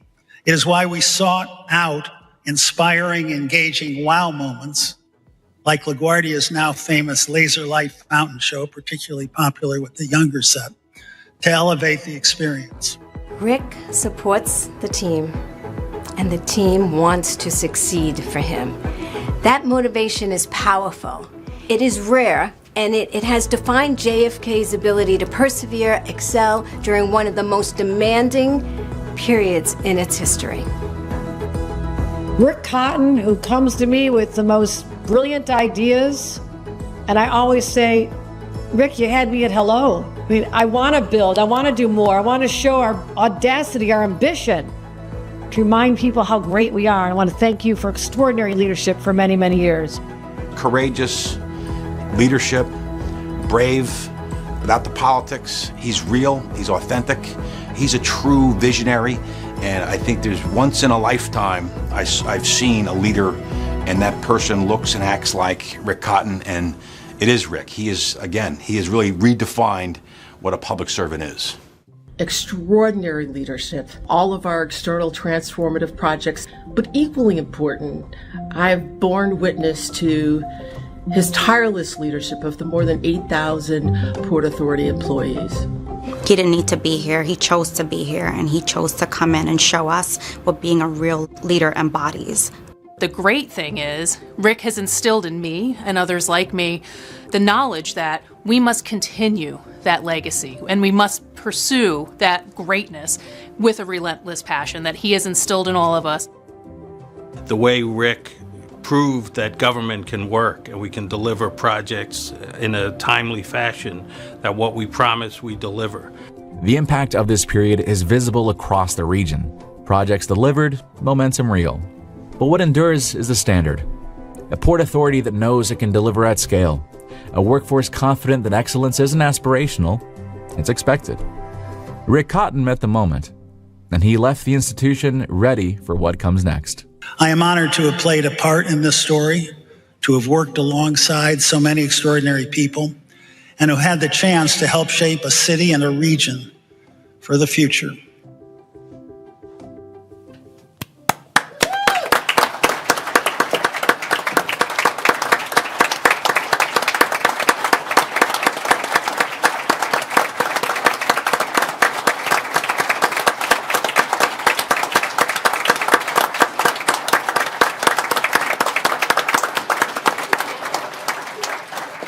Now, before Rick gets the microphone, we've got a few commissioners who have asked if they could say a few things, and then we're going to hear from Rick. Vice Chair, you kick it off, please. Well, it's hard to follow the chairman and everything that's been said, but I have a couple of words. 3 words that succinctly summarize your tenure, Rick. Clarity of purpose. Rick's leadership has been a unique amalgam of focus, constancy, and indefatigable work ethic.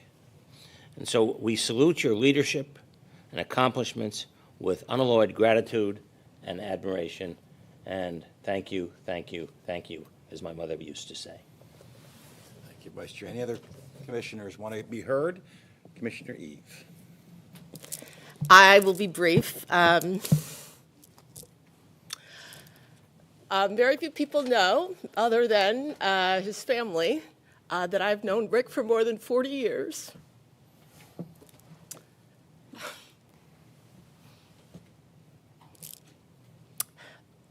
We first met when I was a congressional intern in Washington, working for the now defunct Select Committee on Narcotics Abuse and Control. And he gave me great advice as I think the former counsel to, I'm really dating myself, I think to Joe Califano, who was a drug czar in the 1970s or early 80s. Since more than 40 years ago, we have worked together and with each other on lots of different projects when he was in the private sector and I was in the public sector, and I was in the public sector and he was in the private sector. But the last 9 years have been absolutely extraordinary for all the reasons that have been articulated. It has been a special honor and privilege to have known you for as long as I have and to have learned from you. And I'm sharing this publicly now because even though we will miss you, I hope that you are just going to be doing whatever you and your children and daughter-in-law and your beautiful bride desire for you to do. And so we may never see you again, and that's a good thing because I hope that means that you're relaxing, whether it's being a couch potato, which I can't imagine, or exploring the world. But I want to echo the thanks for your leadership, but I also want to echo the thanks for your mentorship and all that I have learned from you in the past more than 40 years. Thank you and Godspeed for whatever you choose to do in the future. Commissioner McCabe.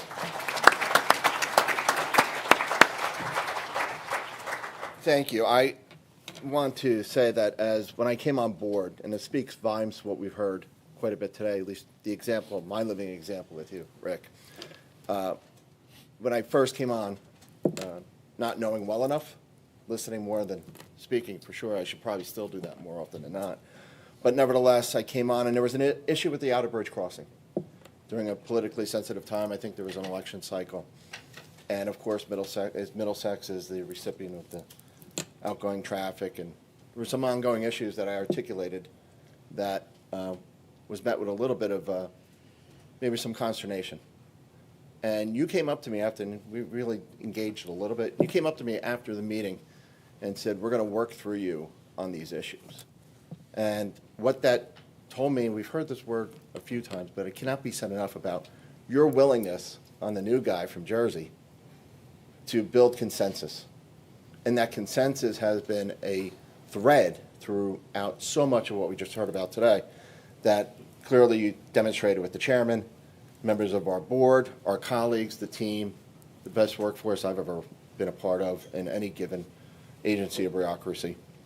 But for you to take a leap of faith and a new commissioner and say we're going to work through you, it worked out well in spite of myself, but it worked out well. But it worked out well because you were at the tip of the spear and working and taking and having faith in us. And the other word I always take to come back is legacy. You kept on talking about legacy issues, and well demonstrated in the last video that was just demonstrated. But thank you for a little faith in the new member on the board at that point in time and allowing us to address an issue that was addressed the right way. So thank you very much, sir. Thank you, Commissioner McCabe. Commissioner Barber. Thank you, Mr. Chairman. I said a few words personally earlier, Rick, but there is something I want to say on behalf of labor.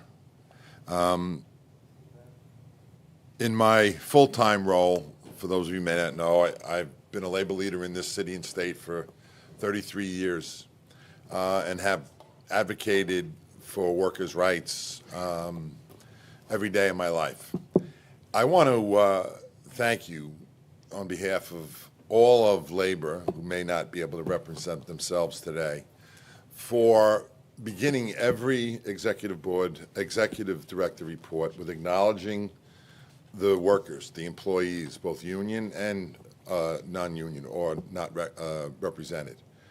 I want to emphasize to you that through your hard stewardship and leadership, the job creation, not only through the construction phase, has created opportunity for us to bring people in from the communities to chart a path into the middle class.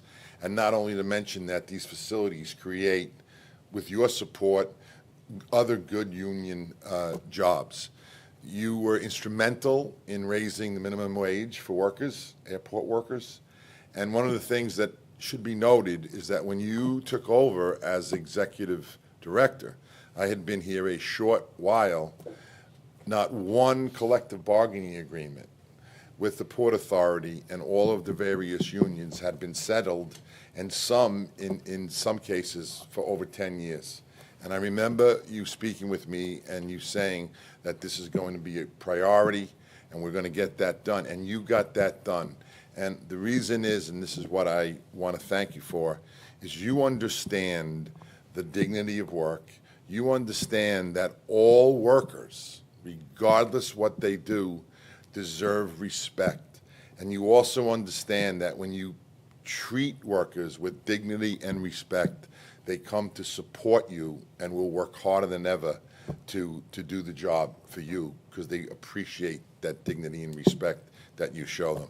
I just had to mention that on behalf of all of the employees, and I had to mention it on behalf of the unions. You have been an incredible, incredible partner, and I can't thank you enough personally. Thank you so much. Thank you. Thank you, Commissioner.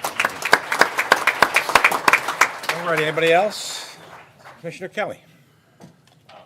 Rick, I think you know how much I enjoyed working with you, your mentorship, eloquence, the grace and poise you've brought to every meeting and every major decision. So, bottom of my heart, thank you. You've been a great friend. You've been a great mentor and great leader. I think some of the best stories are the shortest and often true. And this one involves Governor Murphy. When George and I came onto the board, we were going through some projects and different matters we were working on. And he said, "Oh, how do you like working with Rick?" And without missing a beat, I said, "The man is a national treasure." So that was a private conversation, but I thought it's important to just raise it here in a public setting because it's the truth, and it speaks to your entire career and the way you've handled yourself and led this institution. So thank you, sir. Thank you. Commissioner Bolich. Thank you, Mr. Chairman. Rick, I worked with executive directors of the Port Authority going back to 1993, mostly in a negative way. And then I joined the Port Authority 2.5 years ago with the appointment of Governor Murphy with George and Joe at the same time. And I found a whole new direction of the Port Authority under your leadership. I've dealt with them from my position as mayor of Elizabeth for the last 34 years, and it's never been a good relationship. Yet, Rick, you bring the ability to work with others, and I saw that on the bus terminal by meeting with people in New York City. You've done that with myself as the mayor and people in the city of Elizabeth by building Terminal A, the Mar Terminal lease that got done. It's these issues that affect real-life workers. And I can say now that a constituency of my city, that working with the Port Authority under Rick's leadership is far different than it ever was over the last 34 years. And as the mayor, I thank you, Rick. Commissioner Fisher. Thank you. I did say a few words before, but I thought it was important to, as you leave, I remember when I first joined the board and I was asking you what is one of your tricks to success, and you said that you take accountability and that you're willing to lead from the front. And that is something I think that everybody has seen, and it resonated with me of what leadership looks like and why this place, it is the golden era of the port today. I mean, I'm spoiled. I had 2 years of seeing an incredible institution with incredible commissioners, but an incredible leader. And so you will be missed. You care about workers, you care about quality, you care about arts. Those are the things that permeate and make a civic institution or any institution so great. And so you will be missed. But it is fair to say, and I feel confident that your legacy will live on of excellency because you've established how this place should be run. And everybody is here and will strive towards that every day. Thank you so much. Thank you, Commissioner Fisher. All righty. We all ready? Man of the hour, our executive director, for your final report. Well,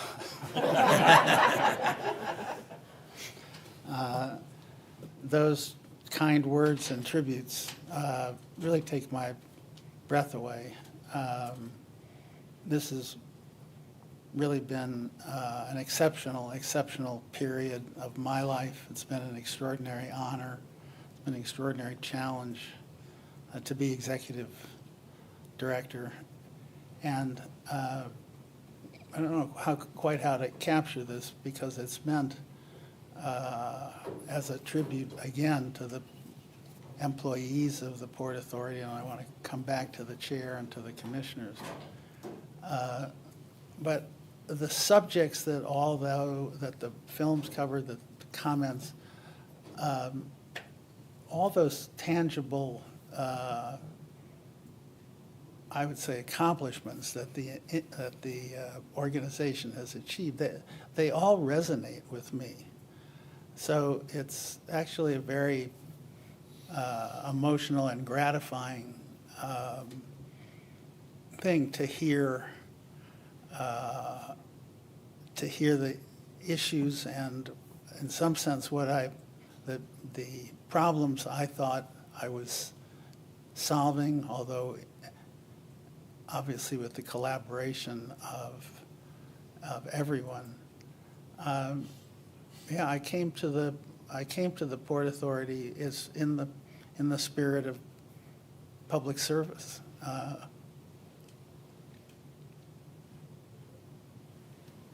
It's actually where I started in some sense, which is the first 10 years after I graduated from law school were a series of public service, either governmental or private NGOs. And working at the Port Authority has given me an opportunity to try to champion those values. And I found enormous gratification in being able, I mean, you heard the small business leaders who came. And that is the way the Port Authority, that is the way governmental organizations ought to operate. And that's really what I tried to do. But I want to come back to one of my favorite expressions, which is building infrastructure and operating infrastructure is a team sport. And so it's wonderful to get credit and to be praised, but it really is the accomplishments of the organization. And Mr. Chairman, it does start with you, and you're always enormously generous in your discussion of my participation, but none of this would have happened without our partnership. And it's just the reality. Now, what I could say is I didn't have any choice.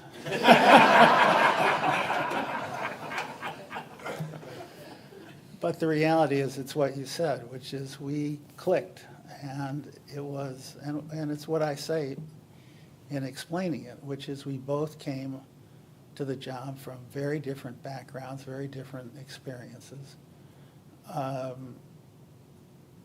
But we came here to accomplish something and to do it together. And it's a bi-state agency, and that's a challenging road to navigate.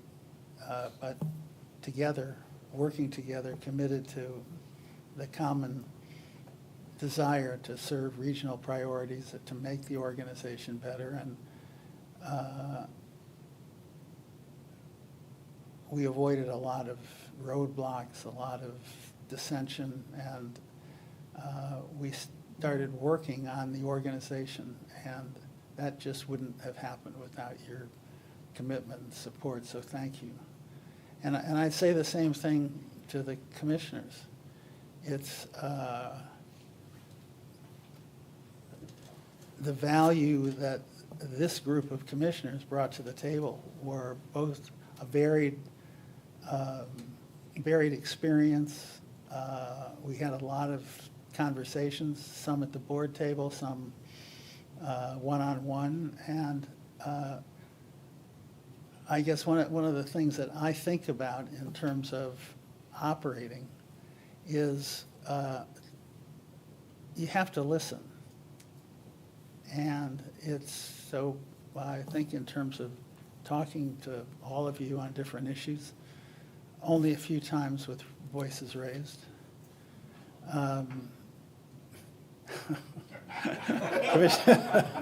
Commissioner Baldwin is gurgling.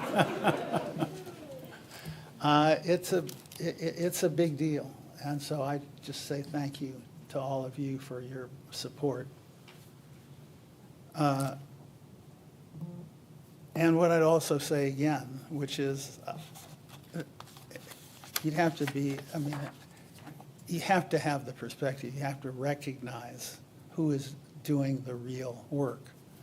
And so in terms of saying this, and the chairman both feels the same way and I think communicates the same thing, which is it's not rote to say thank you to the employees. It is at the senior leadership.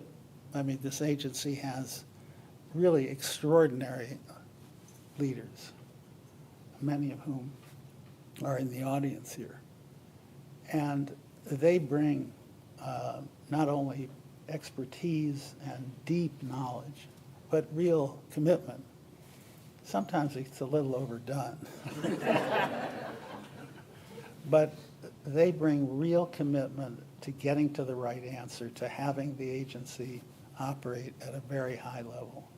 And so I just have to say thank you, enormous amount of credit to the executive leadership.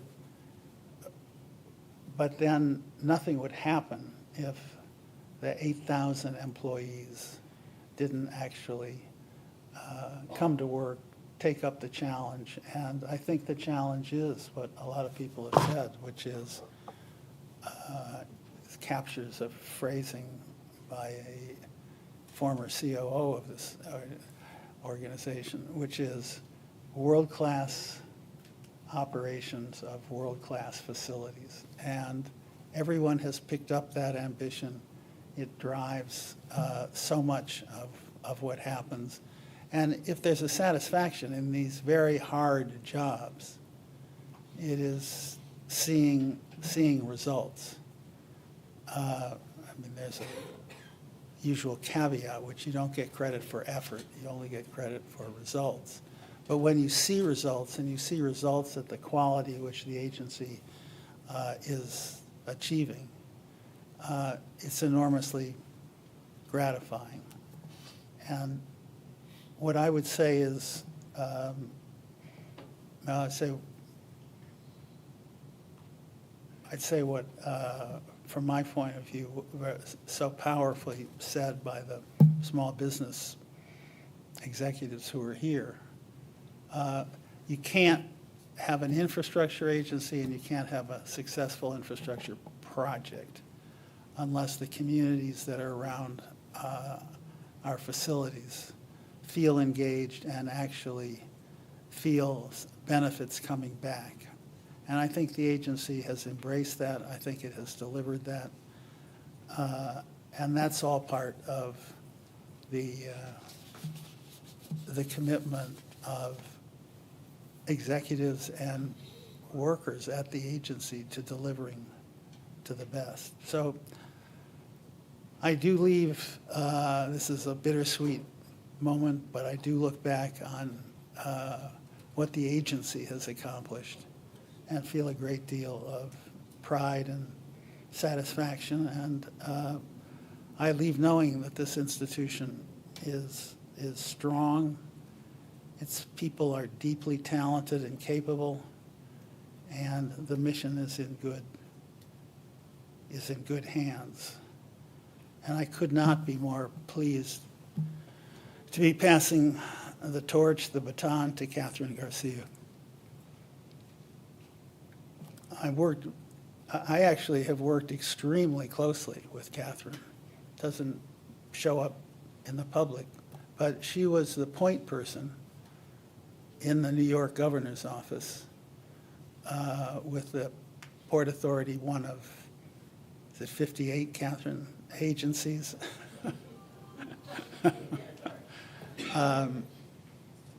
And so we worked very closely together, and we talked a lot. And she is an enormously talented and collaborative executive.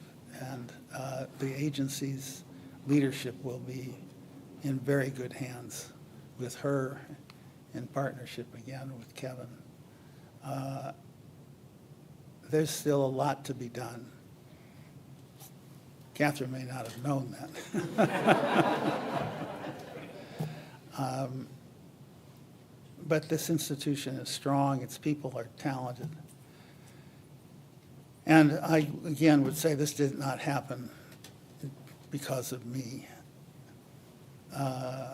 If I did anything, it was to set a higher bar to unlock the talent and enthusiasm of multiple public and private teams inside the Port Authority, working with teams outside the Port Authority.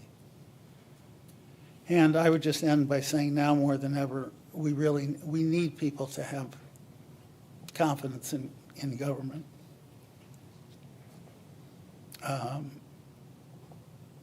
Government is not the problem. Government, if used carefully and well, is an extraordinarily powerful force for good. So I would say once again, thank you to Kevin, thank you to all the commissioners, thank you to our leadership team, thank you to every Port Authority employee, police officer, contractor, and public or private partner for the honor of working alongside of all of you and with you. I appreciate your efforts. It has meant the world to me, and I thank you all. Thank you.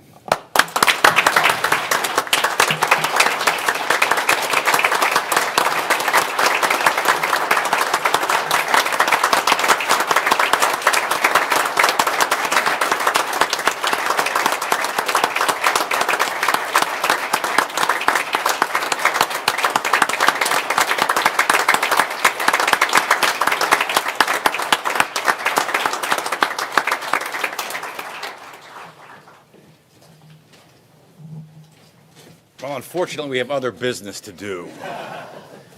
And hopefully we can cover it quickly so Rick can spend some time with family and senior staff before it gets too late. Moving ahead to the business portion, we'd like to highlight and acknowledge that February is Black History Month, a time dedicated to honoring the accomplishments and contributions of Black Americans. As part of Black History Month, the agency is hosting a series of educational and celebratory events for its employees throughout February. We encourage staff to take part and the commissioners to take part in those events. At this time, we're going to provide an opportunity for members of the public to comment on Port Authority matters. We asked if these 7 or 8 folks could try to limit their comments as much as possible, just given, and we apologize for running late, but it was unavoidable.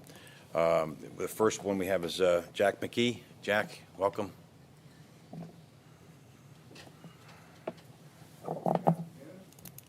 Good afternoon. How am I supposed to follow that? Mr. Cotton, congratulations and thank you for years of service. I know you may not want your name on signs in the various airports, but I, going to Newark Airport tomorrow morning, will very much appreciate having a dedicated public servant's name there to remind people like me, as you just said, that government can be a force for good, and it will make a difference. But in spirit of everything you stood behind, I'm going to focus on the work and what's next. My name is Jack McKee. I'm here with Hudson County Complete Streets. I'd like to start by congratulating Commissioner Cedeno and incoming Executive Director Garcia. Looking forward to working with both of you on PATH things. And it was a pleasure working with all of you at the Port Authority over the last year on PATH. We're thrilled about the coming service improvements. And we want to make sure that these service improvements are the first of many and not the grand finale before PATH gets pushed to the back burner. We can't let this happen. It's happened with transit so many times in history, including to PATH specifically, and I'm here as an advocate representing Hudson County Complete Streets and the rider community to do everything I can to prevent that from happening.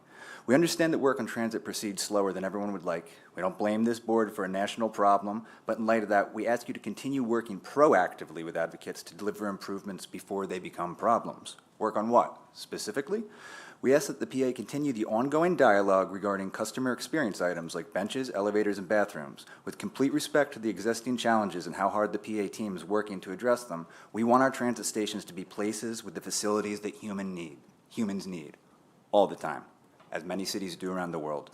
As previously requested, we ask that the PA leadership to communicate with advocates regarding PATH items in the capital plan. There is a ton there, and then the update you added, even more. With such hefty projects, there will be opportunities to maximize or squander. Lastly, we understand the EWR extension has been pushed beyond the horizon of this capital plan, but that does not mean our advocacy will pause until daybreak. We'll work through the night. We have to make sure this project doesn't quite literally get pushed out of the picture. Just ask the people in Bergen County waiting on Hudson Bergen Light Rail or the 2nd Avenue subway. Again, it's a long history of it. If there's nothing so sure as death and taxes, there's nothing less certain than a proposed future service improvement to a transit system. So I ask you to be understanding as we advocates, for some reason, just don't go away. I'm still here because I see something, and we in Hudson County see something of such great value to our community, to our future, that we'd be fools to walk away from it. So with that, I surrender the rest of my time.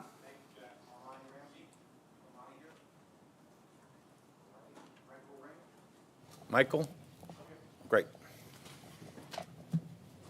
And Deborah's up next. Hi, I'm going to read the Rick Cotton book when it comes out. And, it's hard to come here now after all that and be a complainer, but I'm a disability rights activist, and that's my job. That's why I'm here. You talked a lot about the billions of dollars spent on airports recently, and they are, in fact, palaces. They are beautiful. But with all due respect, who cares? Did you do the math on it to see who goes to these airports? In my world, a lot of my friends don't travel that much. They don't go to airports, maybe once or twice, but they do take the subway, because the subway is becoming more accessible. But the PATH trains in New Jersey have elevators at the stations. 3 of the stations in Manhattan on this side don't have elevators. You have 14th Street, 23rd Street, Christopher Street are not accessible stations. You guys have shown that you can build enormous projects. Installing elevators at these stations is not that much of an enormous project. It can be done, and the PATH system can be completely accessible if a little work would be put into it. and I'd urge you to consider moving in that direction and make PATH a showcase, just like the palaces you've built at LaGuardia, Kennedy, and Newark are lovely places. The PATH could be one of them. Thank you very much. Thank you very much. Deborah and Ann. Ann, you want to join Deborah, or you want to? You know, she's shy. No, she's not. She tells me she's shy. Am I repeating? First, How we doing? we're doing better. Great. I apologize for not being here. I wish you could do this is one thing I wish that you could do like the MTA. I can follow and participate in their meetings because they do it at the same time, so I can watch through either whatever Zoom, Ring Central. So I hope you can do that, because at times, because of certain health issues, I couldn't make it. My heart was here, but I'm also very glad to be here today. Mr. Khan, I want to thank you for something. When I heard you helped at the Moynihan, do you know the lovely ramps that are easy for me to get up and down with my walker when everybody pushes and shoves me when I try to get on the elevator? I'm not blaming you about them pushing, but I have an alternate, and I'm happy, and I thank you for it. I want you to know, you've never heard me say you should ever retire, but I do understand you want to be time with your family, but I want to thank you for that. The only thing I would appreciate also is this. When we get off at the Archer Avenue where Jamaica is to meet with the Long Island Railroad, and I try to use the restroom, and it's very rough because I know there's a lot of homeless and I have compassion. But I would hope the Port Authority and the MTA, as well as Long Island Railroad, work as a team. We have to fix that area because they're blocking access for us to go on back and forth, either we want to go to the air train, to the restroom. I am not angry with them. I have compassion. So I'm asking, please work as a team so we can do the right thing to help them. They attack people, and they really don't always know what they're doing, because I know they have mental illness. So I do have that compassion, but we have to work together as a team. And I'd like to tell you, I enjoyed all the palaces you rebuilt, because it makes life easier for me to get in and out of them, because now, you see the walker I have, tall with the big handles. It helps. So I want to thank you for everything you did.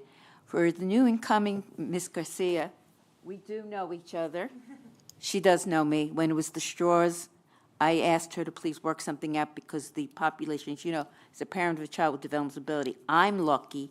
I'm one of the few parents whose child doesn't eat the straws. And they do eat plastic, and they eat the paper. So thankfully, we've worked things out. But I want to again thank you, Mr. Cotton, for everything you did. I love that you also built that quiet meditation room. I'm going to use it if I have to go to Newark too. Thank you so much, and congratulations, and all the accolades you do deserve. And when they put the book out on you, I'm going to be reading it too. And my son Christopher asked me to send his regards to you. He thanks you for all the times he's been here, how kind and compassionate you've been to him, and understanding how he speaks. Thank you. Thank you, Deborah. Ann? She just say thank you to Mr. Mr. Cotton. I don't know you that well, but ever since I've been here, you've been very friendly, and I want to wish you lots of luck on your retirement, and you should have lots of luck. Thank you, Ann. Appreciate it. Deborah, tell Christopher we said hello. He will. All right? He had to cover me at another event. All right, thank you. Toby Cook. All right, that's the last one, Jim, and we have a video? That's correct. And you want to play the video for Maddie? My name is Matty Bucky's Highland, and I'm an advocate for people with developmental disabilities. But I do want to pay tribute to those members of the Port Authority that are leaving and congratulate the new ones.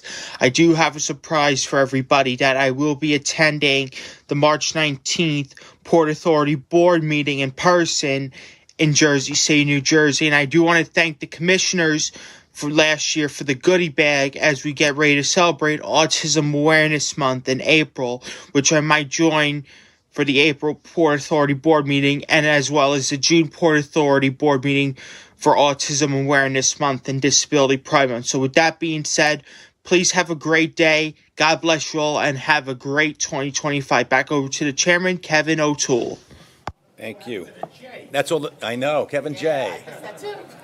Jim, that's the last one? All right, a couple of quick votes, and which we're now going to proceed first. The As described earlier, we authorized the award of the Howard S. Coleman Medal to Rick Cotton for his distinguished service. Prior to making a motion, any recusals? I suggest there are not. Right? All righty. Comments and questions? A motion, please. So move. Second. Second. Roll call. Chairman O'Toole? Yes. Vice Chairman Linford? Definitively, yes. Commissioner Bollwage? Yes. Commissioner Cedeno? Yes. Commissioner Dominguez? Affirmatively, yes. Commissioner Eve? Yes. Commissioner Fine? Yes. Commissioner Fisher? Yes. Commissioner Kelly? Yes. Commissioner LaBarbera? Yes. Commissioner McCabe? Yes. And Commissioner Helmy has filed his affirmative vote. Votes are in order. The item has been approved. Congrats again, Rick. Next item, as discussed earlier today, authorizes the renaming of the atrium at LaGuardia Airport, the Ground Transportation Center at JFK, and the Meditation Room at Terminal A in the honor of Rick Cotton. Motion, please. So moved. Second. Roll call. Chairman O'Toole? Yes. Vice Chairman Linford? Yes. Commissioner Bollwage? Yes. Commissioner Cedeno? Yes. Commissioner Dominguez? Yes. Commissioner Eve? Yes. Commissioner Fine? Yes. Commissioner Fisher? Yes. Commissioner Kelly? Yes. Commissioner LaBarbera? Yes. Commissioner McCabe? Yes. Commissioner Helmy has filed his affirmative vote. Votes are in order. The item has been approved. I now call upon our Vice Chair, Linford, to provide his report on behalf of the Committee on Capital Planning, Execution, and Asset Management. Vice Chair. Thank you, Mr. Chairman. As Chair of the Committee on Capital Planning, Execution, and Asset Management, I will now report on two items for consideration. The first item authorizes a $145 million project to develop a new, resilient water pump station at the Elizabethport Authority Marine Terminal. This new pump station will replace existing infrastructure that has reached the end of its service life. Prior to making a motion on this item, I ask the Corporate Secretary to note any commissioner recusals. Chairman O'Toole is recused. Do any commissioners have questions or comments on this item? I now request a motion on this item. Can I have a second? Thank you. I now request the Corporate Secretary to call the roll for voting on the item. Vice Chairman Linford? Yes. Commissioner Bollwage? Yes. Commissioner Cedeno? Commissioner Dominguez? Yes. Commissioner Eve? Yes. Commissioner Fine? Yes. Commissioner Fisher? Yes. Commissioner Kelly? Yes. Commissioner LaBarbera? Yes. Commissioner McCabe? Yes. And Commissioner Helmy has filed his affirmative vote. As the votes are in order, this item is approved. The next item for consideration is a $2.5 million project to deploy and test real-time traffic monitoring equipment along a portion of the Trans-Manhattan Expressway at the George Washington Bridge. This project will determine the effectiveness of the equipment to improve traffic flow. The cost of the project is 80% recoverable via a federal grant. Prior to making a motion on this item, I ask the Corporate Secretary to note any commissioner recusals. Commissioner Dominguez is recused. Do any commissioners have questions or comments on this item? Hearing none, I now request a motion on this item. moved. May I have a second?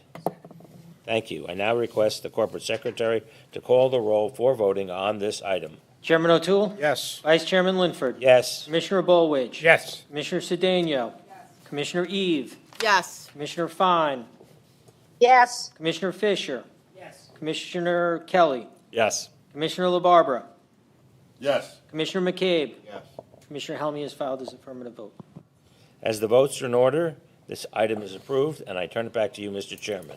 Thank you very much, Vice Chair. Our last order of business is the election of officers. Early today, the nominating committee met in executive session. Its report will be filed with the official minutes of today's board meeting in accordance with the bylaws of the Port Authority of New York and New Jersey, Port Authority Trans-Hudson Corporation, Newark Legal and Communications Center, Urban Renewal Corporation, and the New York, New Jersey Railroad Corporation. The nominating committee met in executive prior to today's meeting in connection with an election of officers. Commissioner LaBarbera, as chair of the nominating committee, will you please report? Yes, I will. Thank you, Mr. Chairman. In accordance with the bylaws of the Port Authority of New York and New Jersey, and each of its three subsidiary corporations, the Port Authority Trans-Hudson Corporation, Newark Legal and Communications Center Urban Renewal Corporation, and New York and New Jersey Railroad Corporation. The nominating committees met in executive session prior to today's meeting in connection with the nomination of officers. On behalf of the nominating committees, I desire to report that at the meetings held earlier today, in accordance with the relevant bylaws, the committees by unanimous, and I want to underscore unanimous, action, submit the nomination of Catherine Garcia for the election of Executive Director of the Port Authority and President of each of the 3 subsidiary corporations, and Jean Rowenbeck for Deputy Executive Director of the Port Authority. Do any nominating committee members have any comments concerning this proposal? Hearing none, Mr. Chairman, this concludes my report. Thank you, Commissioner. May I have a motion, please? So moved. Second, please. Second. Roll call. No recusals required. Chairman O'Toole? Yes. Vice Chairman Linford? Definitely yes. Commissioner Bolwage? Yes. Commissioner Cedeno? Commissioner Dominguez? Yes. Commissioner Eve? Yes. Commissioner Fine? Yes. Commissioner Fisher? Yes.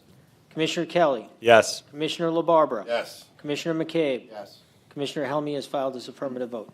The votes are in order. The item's been approved. Congratulations, Catherine. Congratulations, Jean.